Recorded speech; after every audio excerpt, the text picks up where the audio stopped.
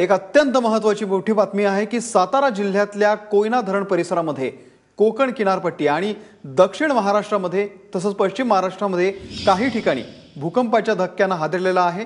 मध्यरात्री 11:44 हे भूकंपाचे धक्के जाणवलेले आहेत। 4.8 स्केल अशी या भूकंपाची तीव्रता होती। भूकंपाचा केंद्रबिंदू कोयना धरणाच्या परिसरामध्ये असल्याचं सांगण्यात आलंय। भूकंपामुळे काही काळ नागरिकांमध्ये भीतीचं वातावरण होतं। अनेकांनी तर सुरक्षिततेचा उपाय म्हणून घरांमधून बाहेर पडले आणि मोकळ्या जागी धाव घेतली। 4.8 रिश्टर स्केल इतक्या तीव्रतेचे हे भूकंपाचे धक्के होते। सातारा, सांगली आणि कोल्हापूर या पश्चिम महाराष्ट्रातल्या महत्त्वाच्या जिल्ह्यांमध्ये काही ठिकाणी हे भूकंपाचे धक्के जाणवलेले आहेत। कोयना धरण परिसर हा भूकंपाच्या केंद्रस्थानी होता।